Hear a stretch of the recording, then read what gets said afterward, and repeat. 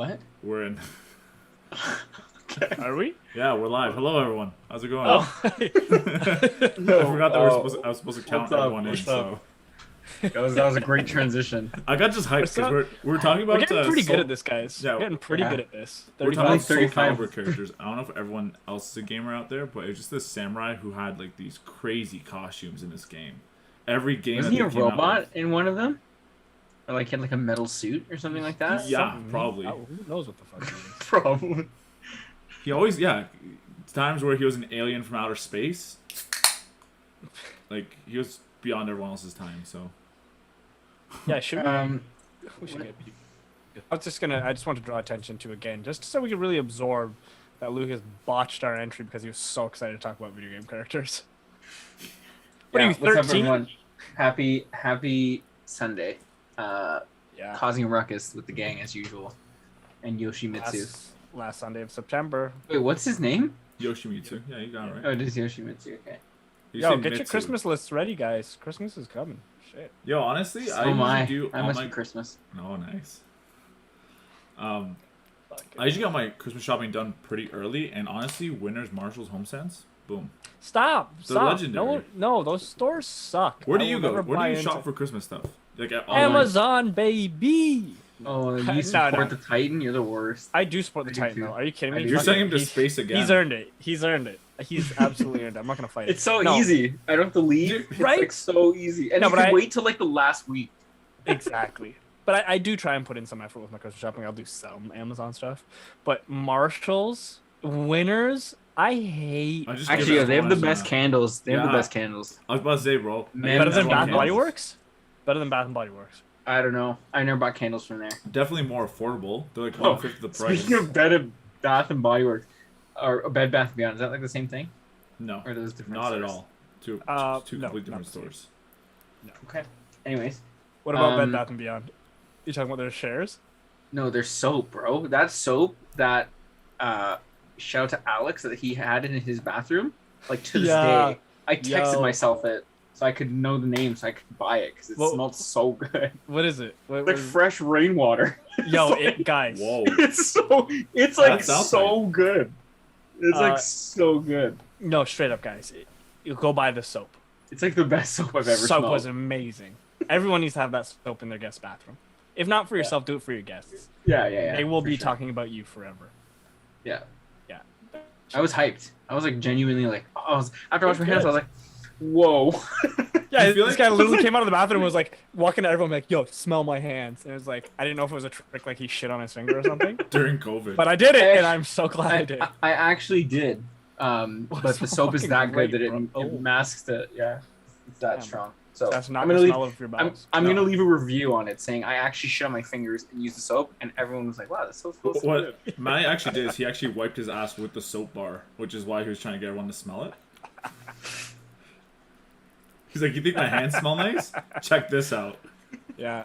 Next guy in the bathroom just saw this shitty brick on the counter, like, fuck. And he sniffed it. He's like, "Yo, this is sick." Yeah, this soap smells great. Oh man. Hey Lee, nice shirt. You're getting called out for your shirt. Yeah, baby. Carl's mom has got it going on. That she does. We haven't taken a shot for Carl's mom in a while. We haven't taken a shot on the podcast in general. I haven't. Yeah. I'm not saying we have to do it now. I'm just saying that my baby boo feels neglected. Yo, here's a question. In the winter, when winter comes around, do we go back to Friday nights? Like when people aren't going out? Like, is that going to be part of our plan? I didn't think about like that. We would do Sundays for the summer and then Fridays for the winter. I'm game. I don't care. I really don't care either. We go a little more wild on Fridays. A lot of people were like, "Yo, I used to like." I swear, people used to drink like we'd get fucked up on Fridays, and so did our people in the chat. Yeah, we should. I think I puked after the podcast. I did for sure. Yeah, we'll have to. Well, maybe we'll talk to it as it gets closer. Well, it's gonna be cold before we know it. It's already kind of cold, so it's getting cool out there. I've legit had people ask us like, "Hey, do you guys actually get drunk on the podcast?" And I was like, "Bro, when we were doing it on Fridays, I would be going to bed spinning. Like I couldn't. Like it was brutal. Like we got wasted on the podcast. Yeah, I used to we did like 10 shots. Yeah, at least 10. Yeah, I'd have times where like I wouldn't recall everything that we had talked about. Yeah, and we do the post show and we'd do a couple more shots there. Oh yeah. So what viewers, not all viewers know, is like beforehand and after. Well, beforehand now I think we usually do like 20 minutes, half an hour. But after we used to do used to like be an hour. Sometimes even longer, man. We used to like stay up till like 1 a.m. like just still drinking. Yeah. And I'd be like, yo, what do we even talk about? I'm like, we don't know. No, those are the prime time days. Now it's not as exciting. On You know Sunday. what's funny though? Yeah, you know, Still now we're so big, and you know we're Well, that's losing supposed the to be- novelty of like it's the nuts. startup thing. Like it's too much, you know. Like if people stopping me on the streets all the time, asking if I'm one of those causing a ruckus boys. We're too big. We're too big now. Shout out to all you 6 viewers. Hope J Mark you're there or not J Mark. Appreciate your support if you are. I know you're one of our 5 subscribers. So.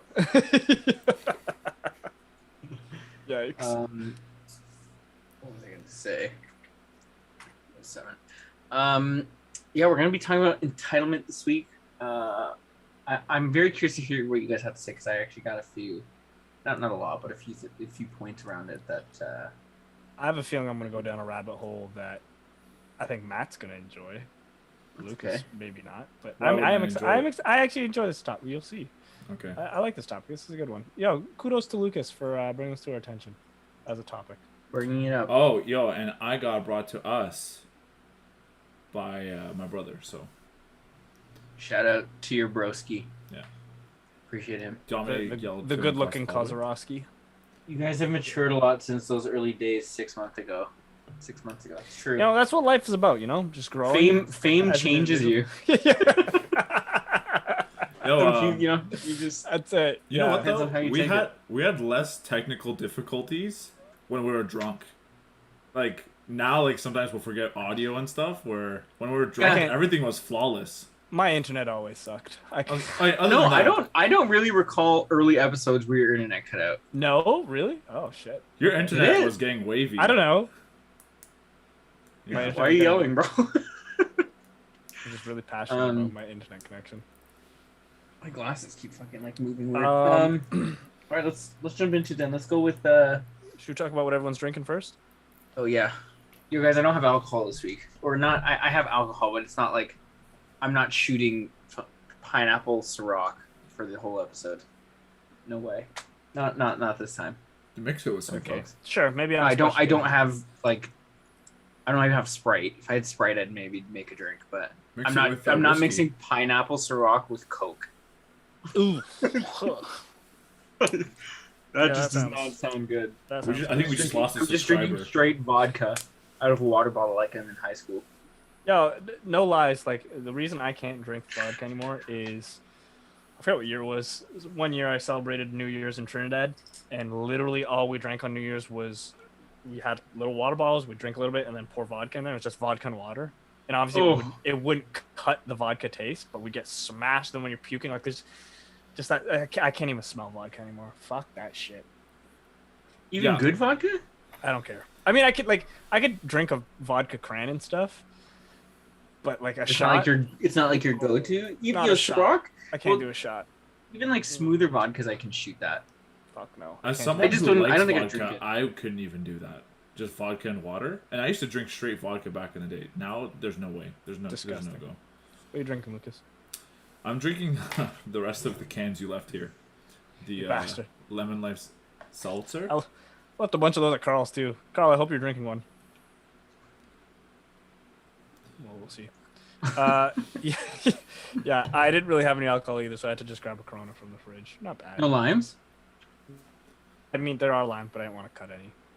Yeah, I feel you on that. I don't think I've ever seen. It's not bad. Corona It's served not without bad lime. with. It's not bad without a lime. Like it's alright.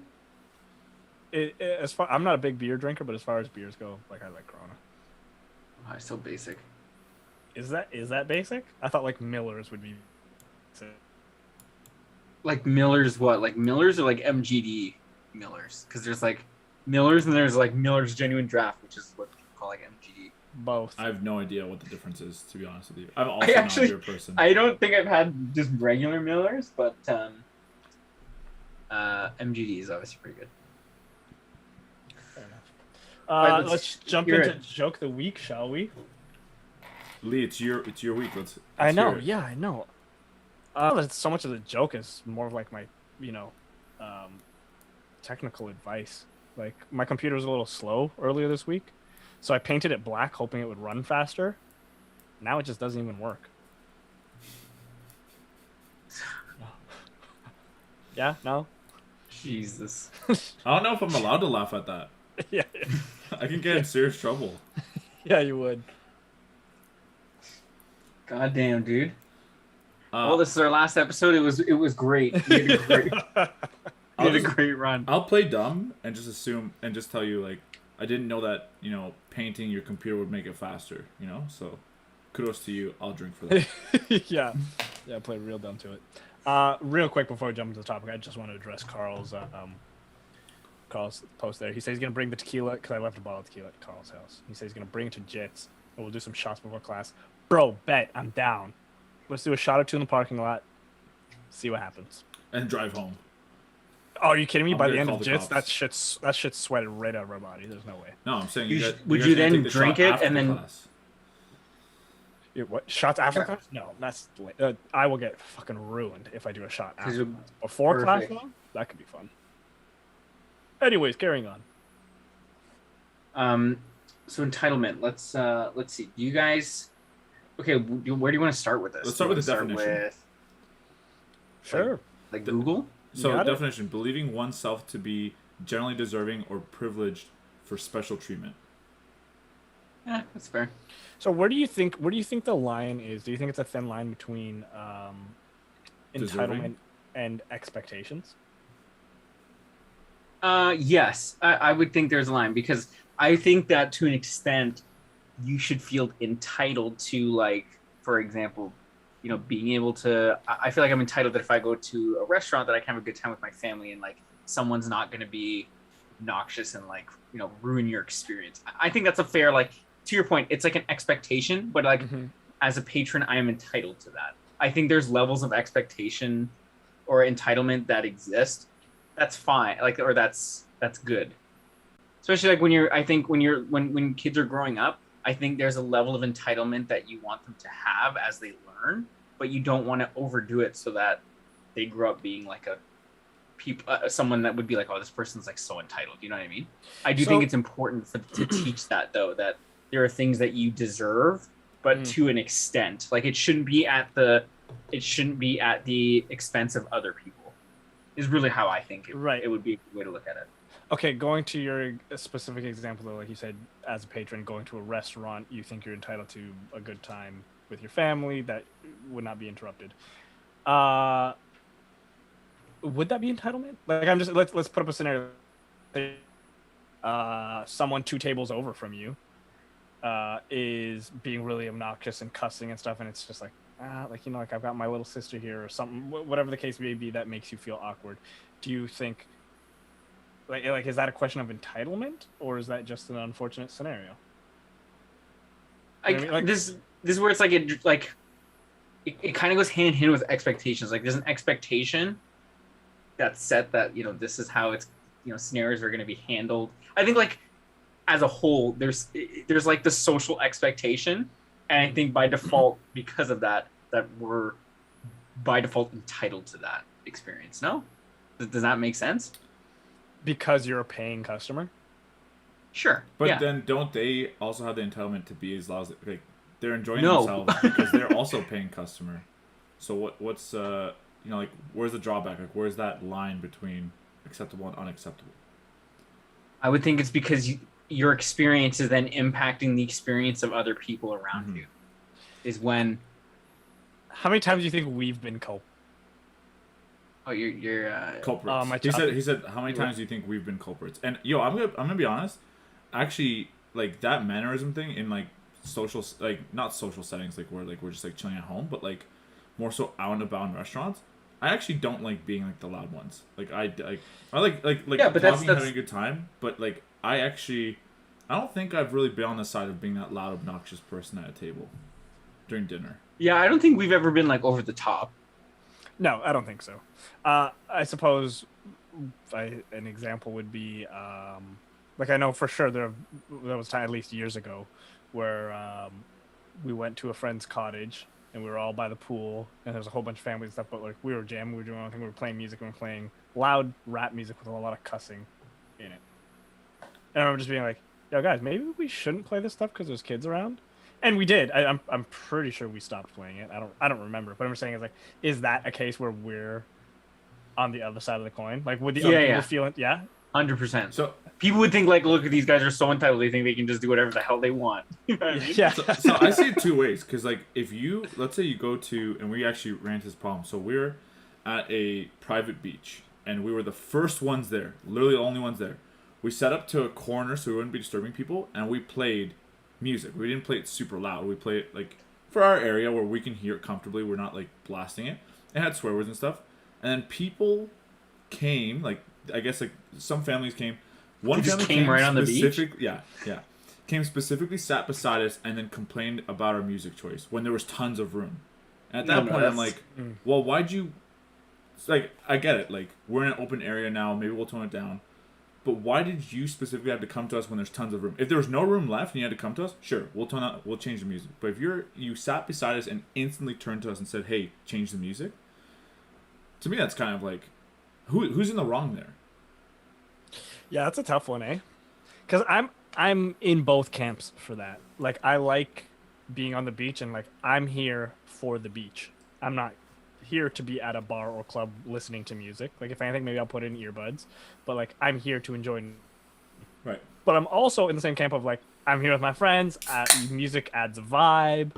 Like, I love that shit too. So yeah, I'm very torn in those situations. See, the way I see it is, if the music is like at a moderate level, like they're not blasting it, so they're forcing people to listen to that music, that's fine. Keeping it to your, yeah. Like I don't mind that.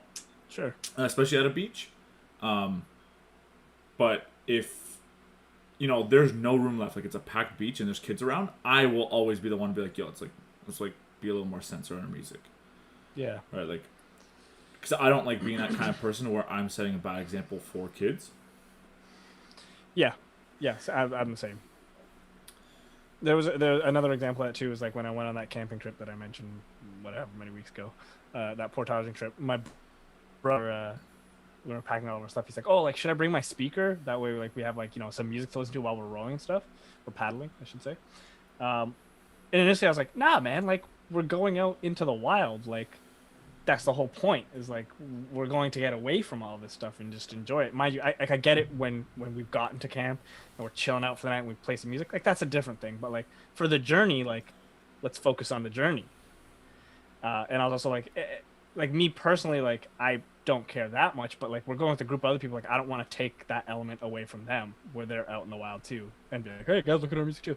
But now in retrospect, I was like, "Yo, there was so much distance between us. Like, I don't know, maybe the sound would travel across. Yeah. I don't know. But at the same time, I was like, it kind of would have been sick having some good music to like paddle to. Like, I don't think I would have done it without music. 100%. Yeah, especially when we're paddling for like 2+ hours. All you hear is like there's only so much like splashing I can handle. Yeah, and you just hear like the windbreaker, like the yeah. Oh, the whole time. like just rustling. Yeah, and then my fucking like fingers hitting on the side of the canoe, and me being like, "Ah, fuck!" Like, yeah, no, some music. Yeah, I bet you someone was jamming out to that, being like, "Oh yeah, yo, Lee, get it." Ah, fuck! Ah, fuck! Banger, dude. Yeah, that's a good one. Yeah, I'm dropping that single next week. Don't worry. Were you getting sore? Oh, my neck, my back, my. Portage Tunes, Volume 1. That's it. Yeah, dropping an album. Carl said, I think when people talk about entitlement, they're referring to people that feel they're owed something that they didn't earn. That's actually the point I was going to bring up next. Is, do we think that difference between entitlement and expectation is the earning factor? Like, for example, like you going to a restaurant, you paid money to be there to get your food, so there is some expectation. There's an exchange there, right? Whereas people who put nothing in and just expect shit, like, yeah, oh god, I could go on for days about this shit. The way I see more entitlement is like just people not doing anything but expecting to keep getting stuff. It's almost like I think a good trade-off, and something that I actually was talking about with someone else, is like everyone who lives with their parents, there's gonna be certain times where you get annoyed with them. You live with someone and you see them every day. There's certain little things that are really nothing. you'll get annoyed by them. And a good example is like I live in like with parents who are like fob, they don't speak English well, and they'll ask me to write emails for them, which I have no problem with. But I know friends who hate doing that. Like they always have issues. I'm like, bro, like, do your parents do you do chores around the house? No. And they're asking you to write an email. So what's the why are you entitled to not having to do anything, and your parents will do everything for you, and you can't even write an email for them when they're doing your laundry? You know what I mean? Like it's almost crazy. Yeah. It's like, bro, like at least like it's not like there has to be a trade-off. They're obviously doing it because they it's unconditional love. Like they just do it to do it. Sure. They're not expecting you to do this email now in return, but it's like, bro, like they're asking you for one thing, just go do it. Like, you know what I mean? I think a lot of people get slipped away from that. Yeah, but I mean, having an underlying, I guess, like factor of exchange, I suppose. I mean, that's what prevents you from raising brats. And I'm not saying your friends are brats or anything. I don't fucking know them, unless I do know these people. It's actually brats, you. Then fuck. It's like I hate writing emails. God damn it. No, but yeah, like if you just teach them like you do nothing and get everything, but I mean, 101, those are spoiled kids. So like, yeah, I feel like there should be an exchange.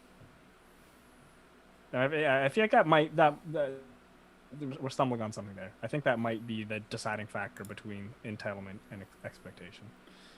Yeah, is that there's something put in? Okay, so yeah. End. So or what if even sometimes I think even people, sorry Lucas, people feel like they're entitled to more than what would be equivalent to what they've put in. Like, how do you gauge that? Then how do you gauge the trade? Yeah, okay, yeah. That's interesting. Do you have an example? I think this is the most easily viewed, and I think this happens all the time in work, in like careers. It's the trade-off of like how much do you value me, and how much am I entitled to? Yeah, that's a good one. Make. I think that's like the most. I think most people can reflect or like relate to that in some extent. Like, well, I want more money because of the trade-off that I'm now doing these things. Yes. Whereas then some people will be like, well, this person's been here for 2 years. I should make the same as them because I've just like started. I was like, where's the trade-off? Like, what are you giving? Yeah, exactly. Oh, that's the thing is like people will see it's like the same thing where like there's 3 plates. Your plate is half full. Everyone else is like full, and rather than just seeing what you have, it will be like, why is theirs full? Like mine should be full too now because they have a full plate. But what if they worked hard to get the other half and they deserved it? No, I deserve it because I'm entitled to it. Yeah. Because everyone's like, it doesn't matter if they worked for it. We should get the same thing. It's like that's not the way the world works. Yeah, this generation and the workforce is just riddled with entitlement everywhere. Like I know so many people who like the whole idea of a job is pretty simple when you think about it. There's a company there's a contract that's made, and me as let's say the employer is saying, I need this work done. I will pay you money to do it, to do this specific job. And people seem to think, well, you know, this generation now seems to think just showing up is enough to get paid. They're like, oh, like my shift starts like I'm here, and they're not putting in the work. It's like, yo, this company is putting money in your pocket to go do something. You being here is irrelevant. Well, not irrelevant, but is not at all working. You know what I mean? Like that's not even step one. This is a given. Show up to work. Now start to work. Yeah. Like that stuff's. But don't you think like a lot of people were like that? Like, well, I'm using like when I was younger. Let's say like, 18 to early 20s. It's like how I think because like it's rare that people land a job that they're like, I'm here, I'm in it for life kind of thing. Like this is my career. So they're like, I don't care. Like I'm just gonna do the bare minimum to get by, and make money. And I don't disagree with that, honestly, especially at a young age. And I do believe in that whole like, if you go above and beyond all the time, that then becomes the expectation. And then when you do average, you're you're not performing well enough, and then when you like you busting your ass doesn't get appreciated. But so I believe that you should work at a common denominator with everyone else, but I think there's a difference between doing the least amount to get by, which I mean I don't recommend, but then there are other people who are just like, oh, I'm not doing anything, like I'm here, aren't I? Like I should get paid, I'm here. Yeah, those people suck. Yeah, that ain't enough. No. But it's also like the same people who are usually like, there's always that mentality when, you know, let's say an employer offers a new position in a place you work. And the way that I would see that is I would like that position. I hope that they offer it to me. I am looking for something from them. It's something that I want from them. They don't need me to take this position. And there's there's people who see it the opposite, where like, I'll take that position on these terms. I want this. I want that. I want like the company doesn't need you. No. The company's doing you a favor by having you employed. The company's doing you a favor by offering you now an increase, and your resume is going to be better now because you're getting a new title. Where a lot of people see it the opposite. A lot of people see it where the company should be happy to have me. And at a certain degree, like if you're one of those people where like literally like if you were to disappear, there's scenarios where run without you because some companies are just structured bad and that's just the way it is. Then you know there's a little different where it's like you literally do everything for this company. There's a little trade-off there, but there's certain people who are like you're just an associate. No offense to people who are frontline workers and stuff like that, but like they're cashiers. But like the company's but the company's not going to go under if you leave as a cashier, right? Yes. Self-checkout, baby. It's true. And it's true. If you shop at self-checkout, you also get a free customer discount. And you don't get harassed with deals of the day. Like when you go with a PlayStation through self-checkout and you scan it as like a banana, you're like, sick, dude. What a deal. This company treats their customers so well. Oh, 5-star review. 5-star review. Yeah. No, that's interesting because I think again, like when promotions come up, people are like, "Oh, I've been here the longest. I'm entitled to that, to being the first." And I was like, "Yes." To me, putting in time somewhere, or even with people, like I don't think the length of a relationship with, like, let's say your friends and such, is a better metric to measure than the quality of the time that you spend. Absolutely. Right? Like just because I've been friends with someone for 20 years versus someone I've met, 3 or 4 years ago, doesn't mean I'm more friends with one or the other because of the time. It's all about, what are interactions like? Kind of thing. Yeah. So as far as like relationships go between friends, between, romantic relationships, do you think there's anything that you are like justifiably entitled to? Yeah. Like I would say like honesty. I think you think you're entitled to that, or is that an expectation? Well, I think this is a scenario where they go hand in hand. Yeah, okay. Like I think it's the expectation, but above and beyond that, I think that I deserve that out of my partner. Yeah, that's fair. Okay, yeah, when you say it like that, you know what I mean? That makes good sense. Yeah, I'm one of those people who, in any relationship, like outside of work, of course, because at work I absolutely have expectations of people. But like as far as friendships and again romantic relationships go, I pretty well have zero expectations. And my sister and I always talk about it. She's like, "How do you do that? Like, how do you not expect anything from your partner?" I'm like, I don't expect anything. I'm grateful for everything. Yeah. There are some things that I would like, but I don't expect anyone. I don't expect dick. That's a you do expect dick, or you don't? I don't expect dick. I mean, I actively don't want dick. So damn it. How are you gonna tell your fiance that? Does she know that She keeps pushing it on me, and I'm hoping she takes a fucking hint. I don't want the dick. You're entitled to it. You deserve this. I provide it. I don't want it. That's a good way of seeing it, because then you're like more grateful for the small things, where some people might be like, well, that's just part of the relationship, I expect that. Where you should be grateful for that someone's going out of their way. It's their life, and they're happening to help you in yours. In any scenario, that's usually something that you should be grateful for. So wait, I need to clarify. So when you say you don't have expectations, do you mean outside the fundamentals of like what defines like your romantic relationship? Because if you have no expectations of it, then like what's different than between like your relationship with your fiance and our relationship if you don't have expectations of either? Well, you get more dick here. Okay, well, for the viewers, there is no difference. If I want to make out with Matt, I make out with Matt. Whoa, no. Wait, what? Is that just how it works? He's entitled to it. No, I mean, like, no, I still don't. Again, there are things that I like, but I don't think there are any even outside of the fundamentals. Like, I mean, I feel like But the fundamentals are the expectations. But they I don't have think, to be. What do you mean? Give me an example. Because, like, so then how do you define that it's a romantic relationship that you have? There has to be expectations around what that means. Otherwise, how do you differentiate it from any other relationship you have in your life? Like, there's got to be expectations around what's, you know what I mean? Like, what lays the structure for that relationship to separate that relationship from other types of relationships you have. Would that be an expectation, though, or would that just be the standards? But aren't they the same? Oh, aren't standards interchangeable? Yeah, like the standard is the expectation. No, I see what you're saying.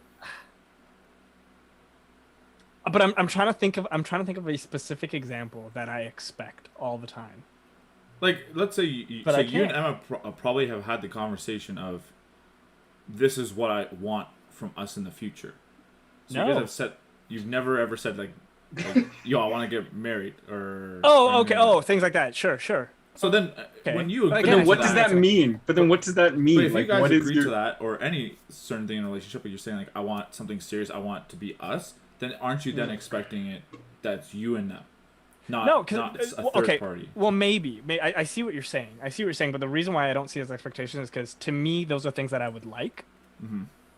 But by no means am I holding that to, holding her to that, to be like, oh, if, like, to me, if you don't want those things that I like, so be it. And if it's a really important thing, then okay, I'm not here. Like I don't. Wait, where are you then? Not here. Now I'm gone. Would have been better if you said, now I'm gone. Does that make sense? Internet cut out and you actually were gone.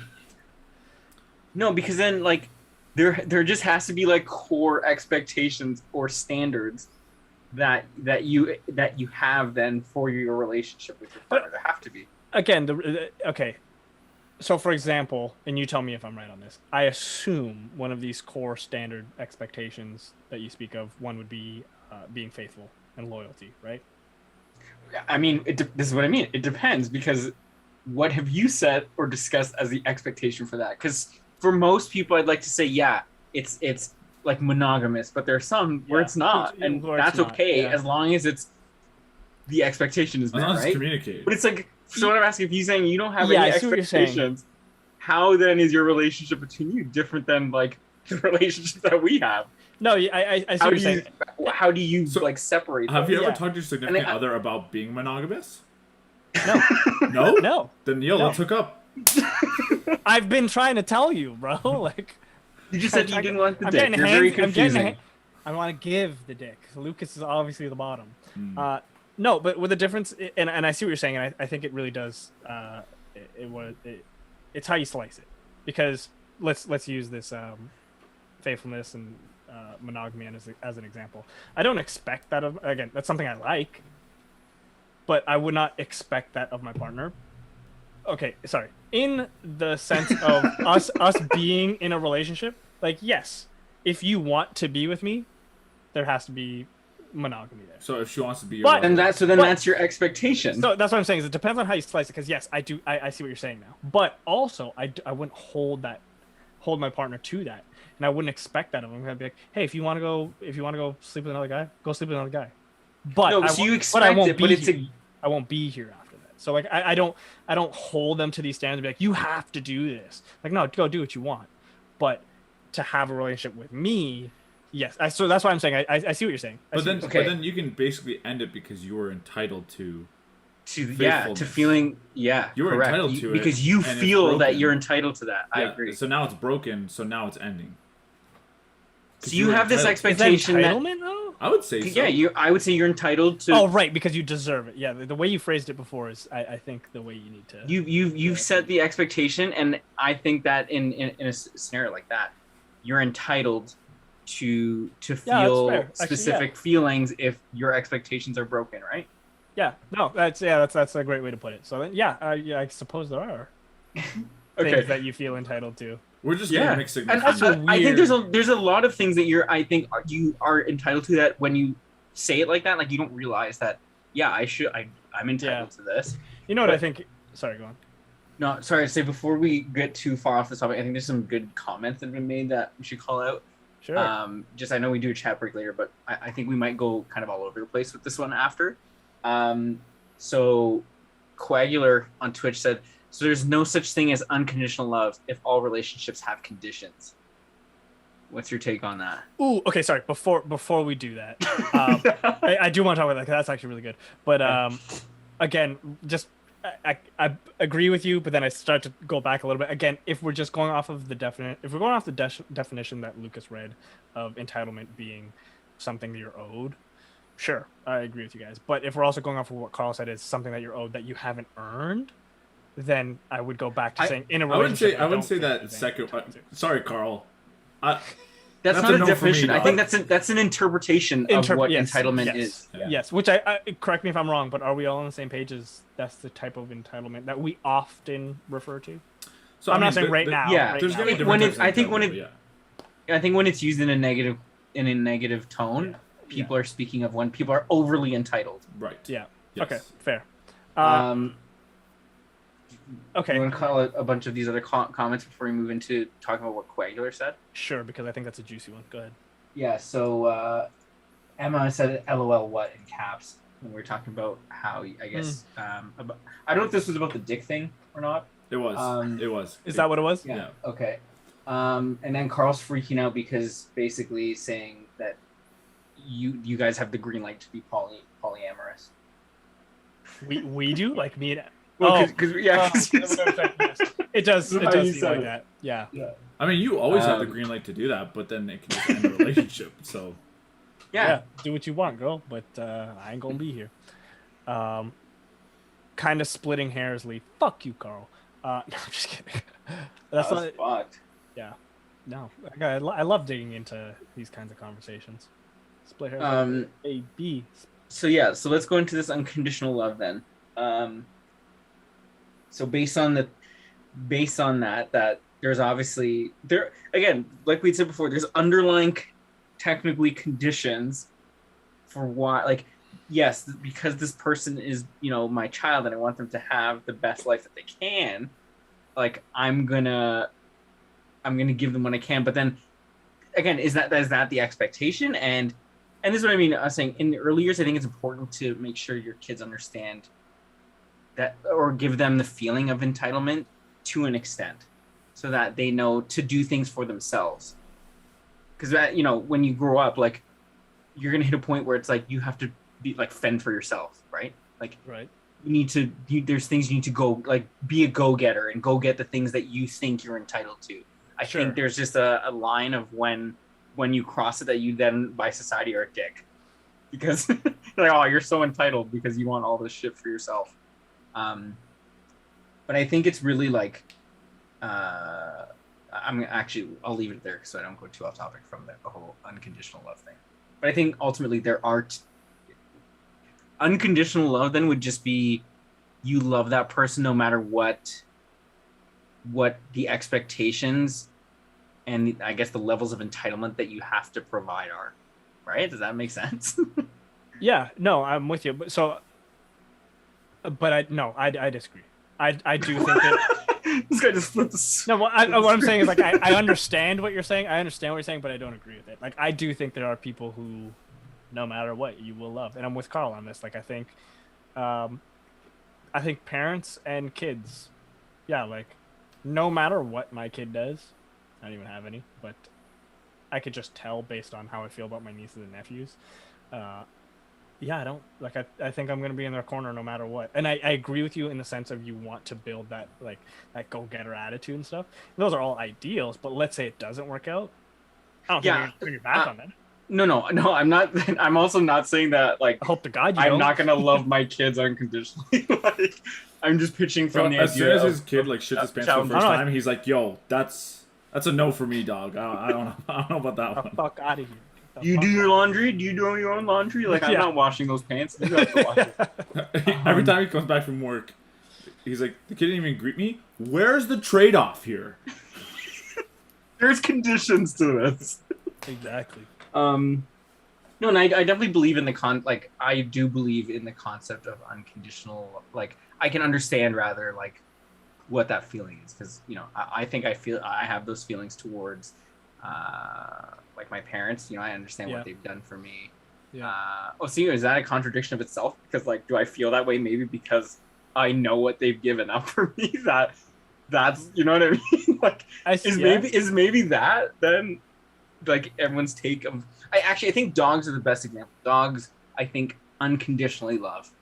Like, for example, like Lily, like 100%. Unconditional. She like, I could do no wrong by them. You know what I mean? Funny that you bring up dogs. My wife to be told me a story a couple of weeks ago. I'm probably gonna miss some of the details. She can correct me if I'm wrong, but she was saying like some crazy guy like took his dog out into a forest. And I don't know if he shot his dog, but he definitely he stabbed his dog like a bunch of times and stuff, and the dog survived. But the dog is still like this just super loving dog. Oh man, that's heartbreaking. That makes me so sad. It's so sad. Like that is, yeah, exactly. That is so heartbreaking. Those are the worst kind of people. Yeah, absolutely. The people that think that to escape a problem is you have to destroy it.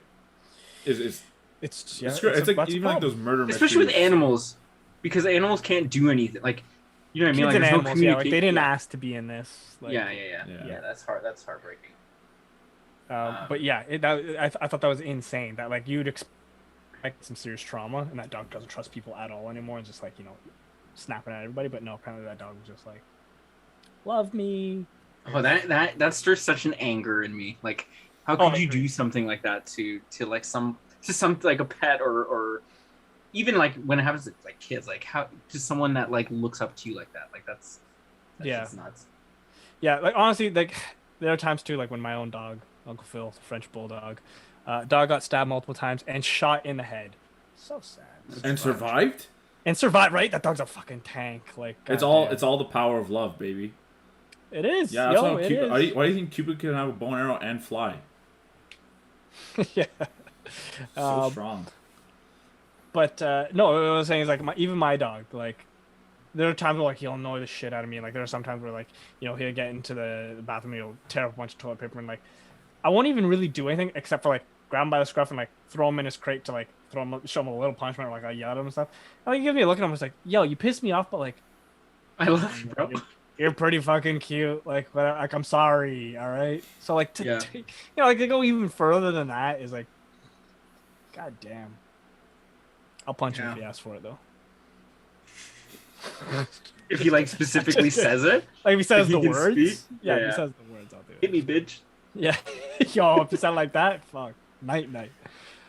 Yeah. What about to go off Carl's point? What about like how do you think parents of people who are murderers do you still think they have that unconditional love to know that their child has taken away someone else who's unconditionally loved by someone else? Part of that is naive though, because when you see a lot of like murder documentaries, it's almost like they're in disbelief that it happened. Like it's almost like no, like my son would never. Do that. Yeah, but then what if when the truth and the facts come out that it is like? I don't think it changes anything. Like, cause for example, I put myself in those positions. Let's say one of my nieces did something ridiculous, and having spent the time watching her go from this fucking little potato in a blanket into these, Your daughter or your niece transformed from a potato? Basically. From a potato into a blanket to this full-size potato. Yeah, to a whole bag of Lay's. No, yeah, like to be this like walking, talking human being. Like I got to watch all that and like love them to death. I'll die for them any day. So let's say 15 years in the future, I hear that they killed someone. I'd be like, okay, even if it's true, I'd be very disappointed. I'd be sad, but like just the thought of them being in prison by themselves, especially assuming they're showing some sort of regret. Like I can't live with that. Like I'd be worried about them no matter what, even if they did kill somebody. I just feel like once they show regret and they're kind of scared, like for me, especially if it's a loved one, fuck, like I can't. It's also because they didn't wrong you, right? Like because like everyone in the world's gonna wrong someone in their lifetime, whether it's a kid just like like cheating a Yu-Gi-Oh card duel and just beating someone, like you know what I mean? Like everyone's gonna wrong someone. It's really just if they're wronging you. Like if you're a family member, a good point. And like you're gonna look past that because you're gonna see all the other good shit. Yeah, you brought up a good point though. If my kid does bend my Yu-Gi-Oh cards or something, up for adoption. So then, would you then say that Right, everyone Decky, is baby. entitled? Everyone's entitled to unconditional love. No, I don't. From specific people. Yes. In general, I don't know that you're entitled to it. I don't know that you're entitled to it. I just think it's something that happens. Like, just say, like, I deserve your unconditional love seems kind of like a common thing to say. But Is it? for me to So say your you parents? have my unconditional love, yeah, like, I don't think I'd ever ask that of them. But if they say you have my unconditional love, like, I'd be extremely honored and grateful for that. Oh, there's a very good hypothetical that just came through that we'll touch on in a sec. But Yeah, let's save it. so you don't think that everyone should get unconditional love from someone? Like, don't you think that might play into why some people are the way they are? I think it's beneficial. I think there's only great things that come from that. But I don't think you are entitled to it. Like, What do you have to do to earn that? What do kids do to earn that? That you wouldn't naturally do. yeah, that's a good point. Oh, well, for kids, I'd say it's because I'd molds say... them. Where, like, some people, like, you may feel No, some people may feel that other people are too far gone. But then don't you feel that off the gate then you have to you by default have to be entitled to unconditional love? Off the gate, sure, but could it disappear? Yeah, sure. I don't think that takes away from the point that I think everyone, the question being, should every person be entitled to it? I think the answer at some point or another. Yeah. Yeah. Well, then, yeah. Yes. Then yes, I would agree. Yeah, I think every child should be entitled to unconditional love. Yeah. But then, is it a condition that they have to be a child? So is it no longer unconditional? Oh, that's deep. No, because I think that you should just well, wouldn't unconditional love kind of be like that would never? It's change? weird. Like, how does it fade? Yeah, it fades off a fade condition. Then? You do something wrong, and that's the condition that breaks unconditional love. Whoa. True. So is it really ever unconditional love, or is it always conditional love? Because you can always destroy someone's unconditional love by betraying someone in a certain way. I don't know. Wait, technically, the love is always unconditional because we don't know what the conditions are that cause it to change. But there are conditions always.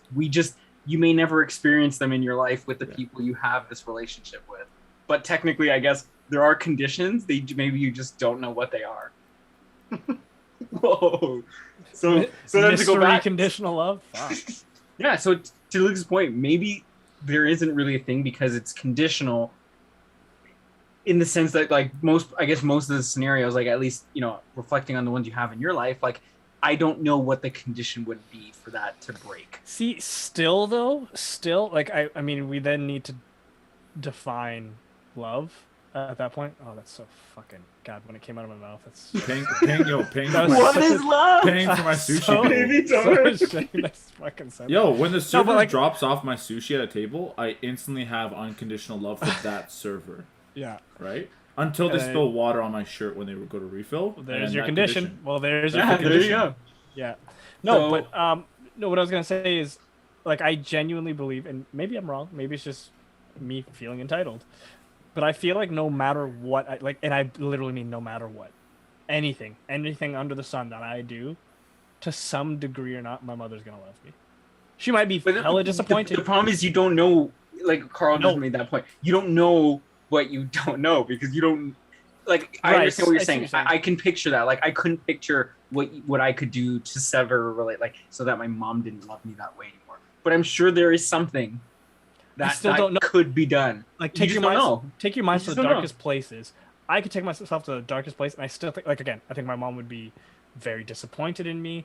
I think there would be more hate than love, but I think there would still be a part of, fuck, that's my son, and I do love him to some degree. That's what I'm saying is we need to define what's love, and I think there's going to be some degree of love in it, no matter what, for your own child. No, but then the fact that it's changed isn't now not. It's so no are you saying that are we change at all? Because then in that case, yes, I don't think there's no love at all. If we're saying it can't change. I definitely think love can change. I definitely think so. I think love can change, and I think also if we're taking that into consideration, I know Carl mentioned before that there are conditions in marriage. Yeah, sickness and health. I do think, yeah, well, yeah. No, like that's it. There's no other. Maybe I'm super naive right now. I don't know. Maybe I haven't, life hasn't kicked my ass enough yet. But I truly do believe, again, no matter what happens, with my wife to be to some degree or not, like even if like I split up and it's a horrible breakup, I think there's always gonna be some degree of love in there where I'm just like, well, I hope you're doing well. Like whether we're talking or not, like I don't wish death upon her. But does that mean you love them? Is that then what the definition of love is? That you just don't want bad things to happen and you care about someone? Well, I guess looking out for someone's best interest, like caring for someone, like hoping someone does that love. But is it a degree of love? Is it? I don't know.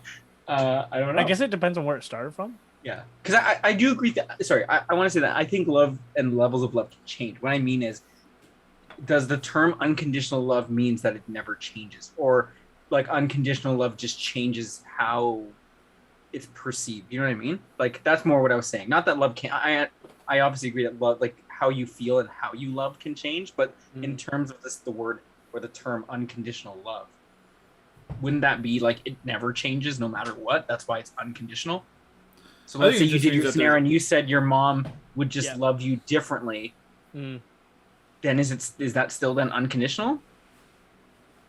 I would say, because I would say the emotion of love is still involved. Coagular made a point saying she would love who you were and try to get that person back. Ooh, fuck. Do they still love you? That's good. You know what I mean? That's a great point. That's actually denial plays a huge part in that then, eh? Yeah. Damn. Carl said the spectrum of love, interesting, from caring about someone a little to banging on the regular. That's about the best definition. That's basically love. That's about it. Okay, so sorry, Emma also said I think the fact that love can change is a big part of what makes it unconditional. That's actually a very good point too. Yeah, energy can never be destroyed; it always gets reused, recycled. Oh, easy, Einstein. E equals MC squared. You know? You say E. It's like I was laughing. I was giggling. You guys got me so nervous. Let's go back to this hypothetical then, based on this unconditional love. We kind of went off on a tangent here. This is still around entitlement because everyone's entitled to unconditional love. Yeah, we'll pull it So, if you knew your own child would kill you and your wife when they turn 20, what would you do? And would you still love them? Yeah, it's fucked. That's very tough. So that when they turn 20, they would kill my wife and I? You and your wife, yeah. Your kid. I wouldn't have a kid. Do I get to know the details? Like, do I get to know let's just say it was something you knew was going to happen. And you but I don't know how it's going to happen. No, and you couldn't change it. But I just mean let's say it's intentional. Like it's not like a car. They were driving a car. It's not a car. That's what I was just going to say. Like, well, at least that's how I'm interpreting this. Is that you know that they're going to murder you. Yeah. They're going to murder you. You see, that's so hard because again, I put myself in the shoes and I think about my nieces and nephews. And if someone told me, "Hey, when they turn 20, they're going to kill you," fuck, it doesn't like. You're denying it. You're denying there's no way that could happen. I don't think so. Maybe. You just denied it. What did I? Oh yeah, no, he's denying it differently. He's just saying he's calling you out for denying it because you said I don't think so. But oh no, that's not. Yeah, well. Yeah, what a scumbag. But no. There's definitely going to be a level of denial, but at a certain point, if there's ever acceptance, I would just definitely make it so at least they have stuff to pass on. Right? So like. Oh, you'd still love them? They knew they're gonna murder. If I had a kid and I knew like when they turn 20 I'm gonna die, not necessarily that they're gonna they're gonna kill me, but unintentionally. I would definitely intentionally. Yes, it's an intentional like murder. That's so cool. Like I would I'd call the cops. I know this is gonna happen. No, I think when you're in the heat of the moment, there's just so much denial that even though you know it's gonna happen, there's gonna be a certain level of you just like ignorance of you just not accepting it. You know what I think? What I think a big factor would be is like I think I would love them obviously in the beginning, anyways, because it's a child. How do you not love a fucking child? But I think the hardest part for me is it would break my heart knowing that at some point they're going to go through something. What if they didn't? What if they're just like, I'm over it. I'm over you being my dad. That's it. No, well, I mean, fingers crossed. I'm hoping that I'm the type of father where that's not on the table. Of course. Yeah, if But you're ever a kid, I imagine as like soon as they turn 20, I'm gonna read them. Have a card sent to them that literally says like, "Yo, just turn to your dad and say it's over." be so scared. Yeah, it's gonna be your fault that I punched my kid square in the nose.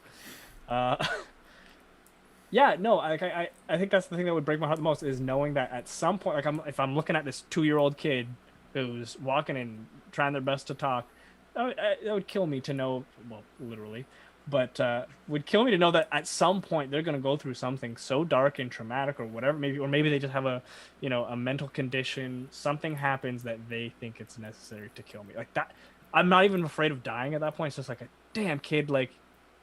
You're going through something. I think that was me. It was me. I think it would be harder for me to understand what I did wrong. Yeah, that too. And that's the thing, though. So you're taking. So I guess to answer the question, I think I would still love them because I would still try to turn it in a way to like, what did I do wrong? Like maybe my kid unfortunately is just like the definition of evil, and is just like a bad person, and they just, and it's nothing I did wrong or right. It was more just, whatever you want to call that. I just think that I would say I still do love them because I would try to figure out what I did wrong versus just acknowledging that maybe this person is the devil in. That's a good point. That's a great point. In person. Yeah. The fact that you put your own murder on your own shoulders, I absolutely think that is. Yeah, you're entitled to it at that point. Yeah, Carl, this is about entitlement. We're on a little bit of a tangent about entitlement of unconditional love. Open your mind, you jackass. Yeah, God. No. Here's the thing. Carl can't say he's entitled to a better podcast and then chime in on the conversation again. You have to sit there quietly and listen. All right? God, you're so entitled. He's entitled. Yeah, he's entitled to. Go watch if that's how you feel, go watch a different podcast. No. We need the views.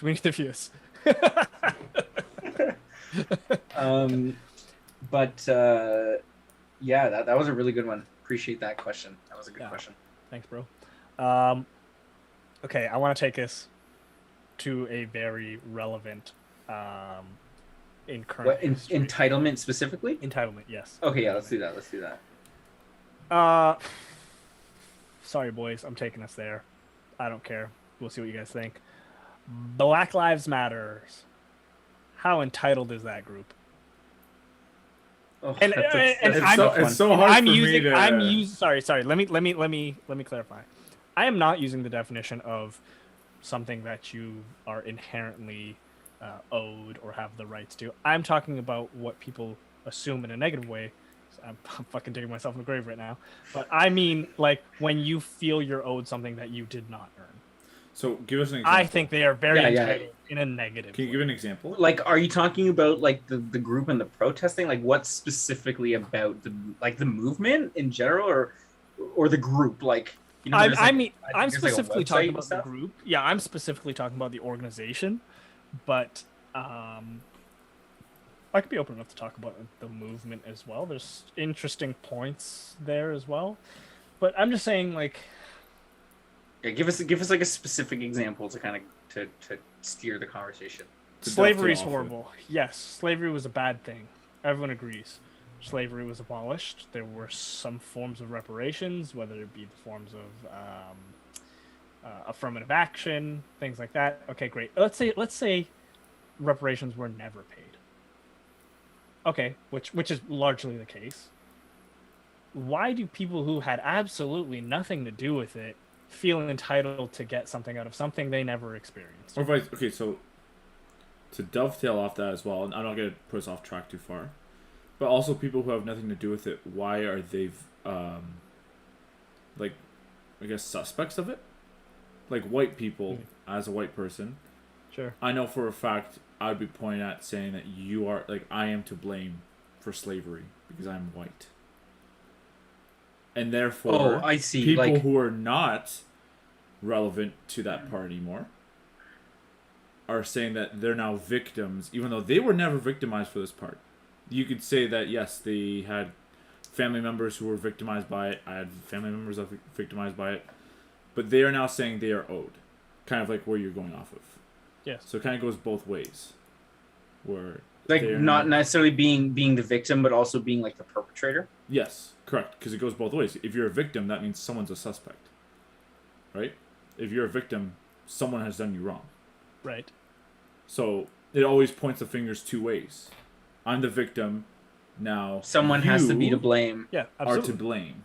Yes. I think it's crazy. I think it's crazy that people feel that they're entitled to some sort of compensation for something that has never happened to them. Well, exactly. But I think that's relevant, not even just what we're speaking about. Right. I'm just using a specific example, yeah. I think it's crazy. I personally do, as trying to just kind of be an outsider in. I guess as a European, maybe I have some gray area. People would say, no, I'm still white and privileged. But I think it's insane for anyone in the world in any topic to say, hey, something has not happened to me, but because it's happened to someone in the past, I now am owed something in general. I think the race thing is a big topic for this. It's crazy entitlement. Sure. Like over the one thing I never really understood when this was, when all those riots and stuff were going down, that was last year, right? Like late summer of last or early or like when they started rioting and like they where was it where they were like looting and destroying, like what does that do? What did that do for the movement? Like what are you thinking, like by doing that? What are you saying as a movement you're entitled to? That was the part I had trouble kind of comprehending and understanding. And yeah, that is a great point. Let's follow the math. Let's do the math here for a second, and let's see how this adds up. Slavery, okay, horrible thing. Jim Crow, okay, horrible thing.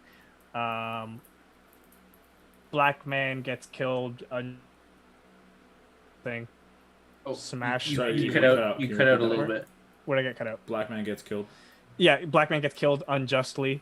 Okay, horrible thing.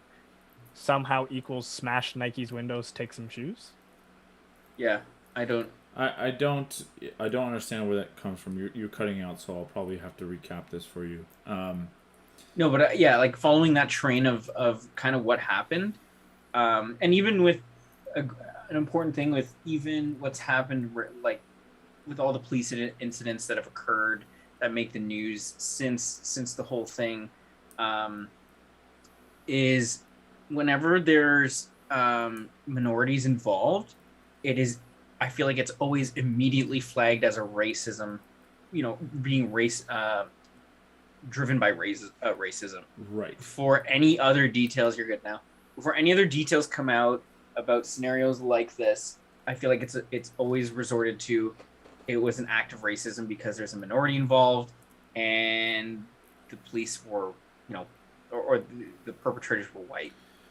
So even before details come out, it's immediately, oh, this is an act of racism. Like, this can't, like, this has to stop happening. Well, there are scenarios. There are scenarios where, sure, racism may have been a fact, but it's like when they say, the police system is racist. It's like, I think there are just people who are racist, cops, everyone, police included, and I think it's unfair to say that it's one person's action is representative of the whole system in itself. Well, it's the exact same logic as racism, right? Like you're fighting racism with, prejudice with prejudice. Yeah, right. Yeah, exactly. And I guess it's also naive because I think a lot of the things that, the BLM group doesn't take account for, from what I know, from the information I know, is that, like, white people were enslaved as well. The Europeans enslaved other Europeans. Like, I could say I have family members dated back who are also in encampments and, killed off.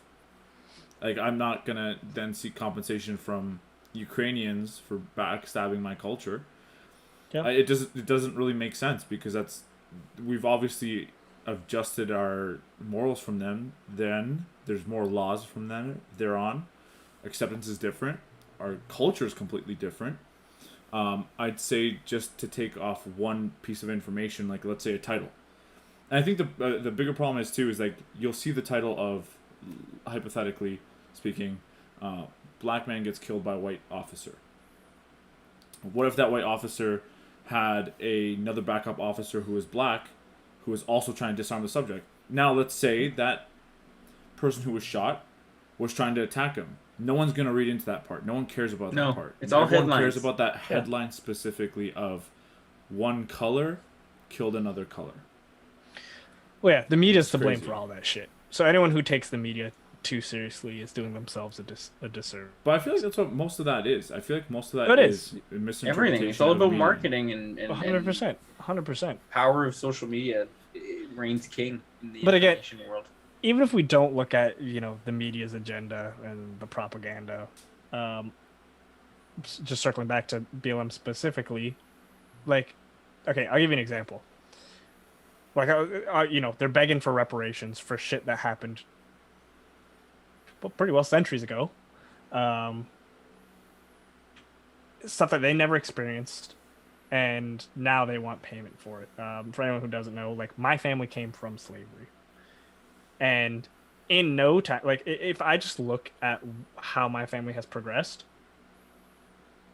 we're fucking making it, man. And we didn't beg for nothing. Like, we didn't ask for any handouts. There's no entitlement. It's just we understood that you bust your ass, you get your shit. So from going from pretty well nothing in a third world country to living in Canada and doing as well as we are doing now, we basically won the fucking lottery. Like, it's amazing. So basically what I'm getting at is if you did a comparison of black Americans versus a different black culture, I'll break it down to be more specific. Let's say you took someone from Jamaica, for example, who is second generation in the United States, versus someone who is black American, who's eighth generation or someone whose ancestors were slaves. The system, this racist system, would not be able to differentiate their backgrounds, right? They would just say, here's two black people.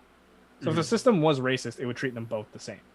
But then when you go and look at these two people, there's a vast difference between grades. Like, people, let's say that Jamaican descendant would have higher grades. There would be higher graduation rates. They'd be living in higher economic communities. They'd be making more money. So what's the difference? Like, they're both blacks. The system obviously isn't racist. No, it's just the work ethic. It's that mindset that brought them from Jamaica to the States. That drive is what keeps them going. So the idea of entitlement being that, like, oh, we were slaves, we had all this, look, there's no generational wealth, shit like that, I'm entitled to all your stuff, makes no sense. Like, you're not entitled to any of that. Like, this guy isn't entitled to it, but he's still making it. So you're using this entitlement excuse, and you're blaming the system for why you're in such a shitty place, but it's entirely you, and it's your own work ethic. Yeah, I think it's a lot like in your control, or not all entirely, but there are factors that you have some control over. I think race entitlement's a big thing because it also destroys and kind of cripples every other race in general. Because if you were to be like, let's just put hypothetically, policing. If you were to say, like, I would just be like, I'm white, therefore I cannot, like, I'm going to struggle harder to get a policing job due to my skin color, is accurate because of where we're coming now, where it's like, well, we're not no longer caring about qualification, we're caring about diversity. So there could be someone who is way worse than me in the field that may now hypothetically have a better shot due to just diversity purposes. Yeah. Where it's like, it's who do you want behind your back when you call 911? First off, an officer is willing to put their life for someone they don't know, which is me picking up that phone and calling. I want the person who's the best of the best to come help me if I'm in such a situation that's life or death. I don't care which race it is. If an Asian person walks through that door, I'm happy because I'm still getting the support I need. Black person, cool. White person, cool. I think people think too much about that part and dive too hard into something that's just surface level rather than really looking at what the facts are. I don't care. At the end of the day, I don't care who it is that if someone's saving my life, I don't care what color of skin they have. As long as they're qualified to do the job, it's not a factor to me that's important. Can you imagine you got stabbed and robbed, and then a black officer shows up, and you're like, "Oh, nah, you know what? I'll figure it out." What's even more sad is like people feel like there are people who feel that way. Like to me, it's mind-boggling that people can feel that way towards other cultures. Where it's like, oh no, I don't want. You don't know this person. That's ridiculous. Yeah, you don't know this person. You just see this color of their skin. You're automatically judging it. That's the definition of racism. Yeah. Right. So yeah, as you're saying, we're fighting prejudice with prejudice, which is just it's insane that we've gone full circle. Mm-hmm. We're trying to abolish that. I'd say we did a pretty good job of diminishing it. I wouldn't say it's completely abolished. There's gonna be racists out there. You can't stop that. You can't. Unfortunately, stop that. I wish we could. And now it's like, well, we should fight that by being racist. Yeah, exactly. 100%. 100%. Yeah. I think it was a good time to call out some comments. So Coagular said, I think it's interesting when groups attempt to quantify historical atrocities via today's money and commodities. Like how many Nikes will it take to compensate slavery? Right, and that's the thing is they are acting on that idea. Like they are thinking, or no, here's the thing. I don't think they're thinking at all. But that is what they're demonstrating. They're saying, hey, 10 pairs of Nikes is equal to my grandfather being a slave for his whole life. Well, okay, a little more than his grandfather, but still, my ancestor being a slave for his whole life. Like, 10 Nikes will cover it. We're good. We're square. What? Yeah, like why are you looking for financial what's the word I'm looking for? Reparations? Reparation, correct, yeah. Well, that's exactly the thing. That's why there's such a big debate behind reparations. Is as soon as you accept anything, you're putting a value on it, exactly on things that have happened to your culture. And let's assume 50, 100 years in the future, the next generation of black people or whatever group of people who are being oppressed are saying like, "Fuck, you know what? We're owed our reparations." Let's look at black people for this specific. What the hell, slavery? Like we're in the slums. Like we want our reparations. And I'm like, oh, actually, we got our reparations back in 2019. We all got paid $1 million each. And they're like, what? You settled for $1 million? Like that's almost a slap in the face to anyone involved in slavery. Like because then it becomes more.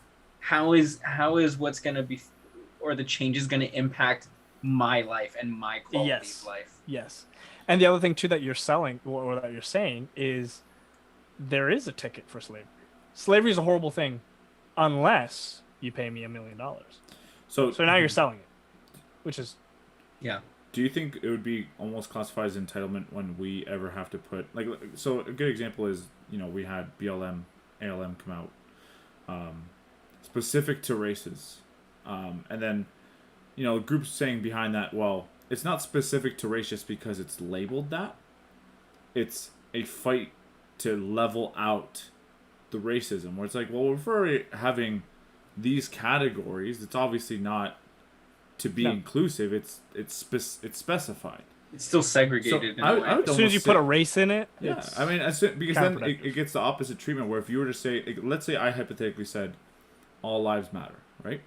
And I said, what I mean by that is that we need to be equal all across the board, and we need to work on being equal, which means that Black Lives Matter still deserve a shed of light, Asian Lives Matter still deserve a shed of light, right? Just to put us in an equal state. I would still say I would say that's more fair than saying specifically, well, BLM Black Lives Matter refers to Asians also getting equal treatment, but we'll never call Asian Lives Matter. That is irrelevant. That should not matter. I think that's kind of crazy. Well, I think it's almost like, why are you so entitled where you need to have a specific title for yourself, but in that subject line, well, it counts for everything else. So it's like, well, then let's be more inclusive. That's why we've changed all these things to be more inclusive.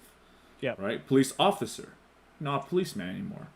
You know what I mean? Like, we're trying to make it more inclusive so that it's more equal. Where now we're taking steps back. Going backwards. Absolutely. Yeah. And so to circle back to keeping on entitlement, I don't know if you guys were aware or not, but when they were doing the riots back summer of 2020, there was I forget specifically what city it was. It happened all over the United States, but there were like riots of people storming through neighborhoods with their megaphones in the streets, hollering out to white people saying like, "You need to get out of your house and you owe us your house because you're white and I'm black." If that's not entitlement in a negative context, I don't know what the fuck is. Like that's pretty. I didn't know that, but yeah, that's pretty crazy. Like obviously, if that would have happened in my street, I wouldn't be leaving my house for safety reasons. I would not feel safe as a person. But still, like I'd be targeted. You busted your ass. You put a down payment on. You're paying a mortgage. You're working I don't know how many hours a week. But because 160 little more years ago or a little less years ago, there was some slavery going on. Some white guy enslaved some black guy who might not even be related to me. You now have to give me your house. Yeah, excuse me. That's a little. That's a very extreme. Well, that's the thing too, is that there won't be any, like, I guess the problem is that there won't be any listening to reason there, because let's say I was hypothetically on that street and I had exited my door, and I were to go and be like, hey, just so you guys know, I'm European, my grandparents were also enslaved. Do you think that would change for me? Do you think they would be like, oh, you're good then? No, absolutely not. Or it's because I'm white, it's too bad, so like, we don't care about your situation anymore. The color of your skin makes you the problem. Yes, exactly. Which is stupid. I mean, going back to your point about saying how white for slaves and stuff, like very specifically, what people argue a lot is like black people being slaves to the English colony. Mm-hmm. The very first slaves for England were the Irish. Like the very first slaves, and the reason they stopped using the Irish as slaves is because they were too expensive. So they went and bought cheaper slaves. Like. Yeah. I mean, I truly do. I mean, racism probably existed all along. I mean, in subtle forms, maybe in more major forms, but people probably looked at each other differently. But I truly do believe slavery did not start as a racist thing, but racism really, really grew throughout the years of slavery. But it didn't start of them going to Africa and being like, "You're black, I'm white, you're mine." No, that's not what happened. Yeah. That's not at all what happened. Well, I'm assuming then that, black slaves were sold probably by other black people as well, not just white people. Well, technically the way it went is they were enslaved by other black tribes, but then sold to Arabs, and then the Arabs dominated the slavery market and were selling slaves all over the place. But so technically Arabs sold the black slaves to the white people, but the black people were enslaved by other black tribes. Wait, why'd the Arabs get away with this? That's what I'm saying. In some parts of the world, they're still doing it. Yeah. Yeah, that's nuts. That's what I mean. Like it's mind-boggling that this still happens in today's. Crazy. Yeah, crazy. For me, it's hard to understand how people can have racist outlooks. Like the concept of racism really just being, I'm more superior to you because of skin difference in skin. Like what? Like how do you think that's an actual justifiable thing to say? To me, I can't comprehend how people can firmly believe that. It really should be absolutely no different than your hair color. Yeah, and I want to call it Carl's point there about that. He made that exact point. Yeah, he said. So he made a few good points. He said, equality of opportunity is good. Some feel they are entitled to equality of outcome, and that's a great way to put it. Is that bad idea? Yeah, we should have the equal opportunity to get it, but yeah, you shouldn't have the exact chance of getting of the same outcome if there's varying factors because you're variant, you have a different skin color than let's say someone who's white or whatnot. And then he made a point that our goal should be to achieve a truly colorblind society. Skin color should be the same as hair or eye color. No one gives a shit if people with brown hair are hired less than people with blonde hair. Should be the same as skin color, and I think that's a great way to look at it. I totally am in line with that. Yeah, and I think I've said this on the podcast before. I fucking hate Trevor Noah. Trevor Noah is the most annoying piece of shit out there. I've listened to a lot of his stuff. I can't say he's the most, but he's damn annoying. And one of the things he was saying before is I forget who he was talking to. He was talking to some conservative lady. It's actually a pretty smart lady. And she was saying something about being colorblind, and he made some stupid joke, and then he was like, "Oh no, being colorblind is not the way to go. Like we need to see each other's colors and acknowledge the trials and tribulations that these colors go through, so that we can empathize and grow as culture." And I was like, "That's got to be one of the dumbest things I ever heard," because just because, let's say, Trevor Noah, yeah, agreed. Sorry. For example, let's say Lukasz and let's say a white guy from Australia. You're both white. should I assume you two have been through the exact same thing? No, you don't see color, you see culture. Culture is what's important, not race. Mm-hmm. So, for example, there are Chinese people in Trinidad, generations of them. So I would sooner relate to him than a brown guy from India. The color of my skin has absolutely nothing to do with it. It's your culture. Culture, So, yeah, that's a good way. Culture is everything. So that's why I was like, yo, Trevor Noah, you fucking absolute moron. Like, oh, I hate that guy. Seems like you're a really big fan. Oh my god! If like, okay, jokingly on the podcast, I've like called out celebrities for just lols. If a celebrity really wanted to fight me and I got a chance, I'd pick Trevor Noah. I'd mop the fucking floor with his stupid head. Hopefully he sees this and challenges you. What happens if you lose? I kill myself live on the next podcast. Oh, that's fucked. That's so dark. That might work for a viewership. Yeah, maybe. No, there's absolutely no way I could lose to Trevor Noah. I'm sorry, I'm going on a tangent. There's no way I could lose to him. Sorry, he's a little bitch. Who is Trevor Noah? He was on what was the didn't he have an arc? Oh, him. Fuck, the big boat dude. That guy's sick. Yeah, that's I heard good things. That's the one. He saved all the animals. What was the show that Stephen Colbert was on? Colbert Report? You keep cutting out. So I don't know what you're trying. Yeah. Sorry. Oh, no. Was it him or the guy Stephen Colbert started with? The Dalit Show? I'm blanking on names now. The Dalit Show? The Daily Show. Yes, thank you. Oh, sorry. It's Daily Show. Carl misspelled it. I read the Dalit Show. Yeah, that's where he's from. I don't know that show. Unfortunately, I apologize. I don't really watch a lot of talk shows or daily shows. It's like a news, I suppose. I don't know what the category is. So then, okay, I guess this would be a good way to wrap it up then. Would you say then that it's fair to say that then everyone is entitled to their own opinion? Yeah, you have to be. I don't think you can argue that you can't. Yeah. You're not entitled. Well, it's just when do you draw the line of being entitled with your opinion? That's so contradictory because I can be like no, and you'd be like, well, so this is my opinion. Apply to it because that's your opinion. Well, it's a paradox. It is. It really. I would say that question's a paradox. Sorry, what was the second half of your question though? You said where's the line where you become your opinion? Yeah, where your opinion becomes one that's like overly entitled. Is when you try to like force it upon people. Yeah, I'd say so. I would say once you start advocating. And I guess the same thing goes for religious beliefs. You're entitled to believe what you want, but it becomes a problem when you force it onto other. Straight up. Yes. Straight up. If you're someone on social media, aka Instagram or Facebook, and you shove your opinion on your story, you're a problem. Why? Are you though? But you're entitled to do that. Why are you a problem? Because you're trying to force people to agree with you. No, I don't think so. I think you're sharing. Okay. So I think that's when it's you're someone, when you try to force something through your social media, you're. Give me an example of that when you force. So I've had people on social media specifically say like, let me give I guess veganism is a good one for me where I've had friends I'm still friends with them. I disagree with their points and values, but they've even said if you're someone who eats meat, unfollow me because you're a murderer.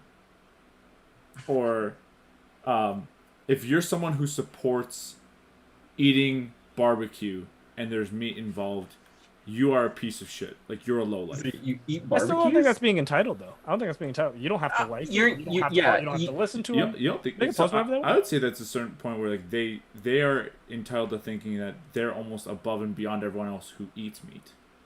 Yeah, but that's their opinion. I think they're entitled to feel that way. It's when it becomes a problem with like forcing it or acting on it in a negative way that it becomes. Because here's the thing, because you're entitled to just not follow those people if you don't want, or you don't have to respect follow them even harder.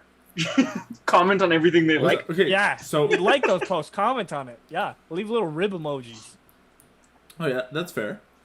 But at a certain point, you wouldn't say that they're being overly entitled to thinking that you are now a wrong person, that you're beneath them, that they're trying to make you feel beneath them by posting those kind of things, intentionally being like, "You're now beneath me when you're reading this." They're trying to no, because you're still entitled. You don't have to respect what they think. You're entitled to that. But then we have the same argument with the restaurant. Someone's being loud, obnoxious. You don't have to be listening to them. I think that's because there's a social expectation around how to gather or how to be when you're in a restaurant. So there's no social expectation. That's an expectation, not an entitlement. Which piece? Sorry, no, we're that specific example. Yeah. So sorry. Yeah, there are expectations on how to be on social media, but that's. Are there? Well, I mean, you can say the rules of no nudity. There's guidelines, like guidelines. Yeah, there's sure, rules, okay, I guess. Sure. But you could say the same thing about a restaurant. I mean, obviously, if you're going to be swearing and yelling, you can get kicked out of a restaurant for being... I really think the only thing you're really entitled to at a restaurant is what you paid for. Like, if I ordered spaghetti, I'm entitled to my spaghetti because I just gave you my money for it. But assuming it's like an but then when people are loud and stuff, they typically get kicked out because there is, again, the entitlement of, or the expectation of how you're supposed to behave when you're... But yeah, and those are the guidelines set by the establishment. But then that's what I'm saying is that I'm entitled then to have an experience that falls in line with those guidelines. Well, I guess that's the entitlement. Okay, sure. The entitlement is sure. that I've paid money, I deserve to do whatever I want in the establishment. I guess that's the overly entitlement. Well, you deserve the experience. Yes, that's being overly entitled. I'm here, I'm spending money, I can do whatever I want. So on social media, when someone's calling me a murderer for eating meat, are they not overextending their entitlement at a certain point? Calling me a murderer? Unless they call out Lukasz. Even so, I don't think it's entitlement. But they're saying, if you eat meat, you are a murderer. I didn't kill anyone. That's an opinion. You're allowed to. Why not? Yeah, but then you could say, if you're a vegan, you're stupid. And then, you're entitled to that opinion, right? Ask them, do plant lives matter? PLM?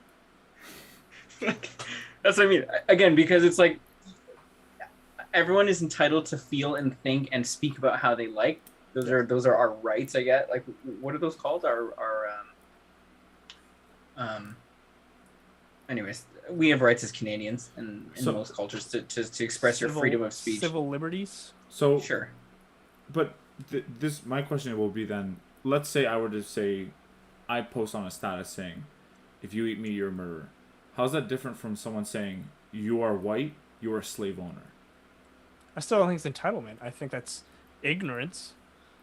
I would say it's ignorance too, but they're entitled to be able to say, I can freely say this with no repercussions.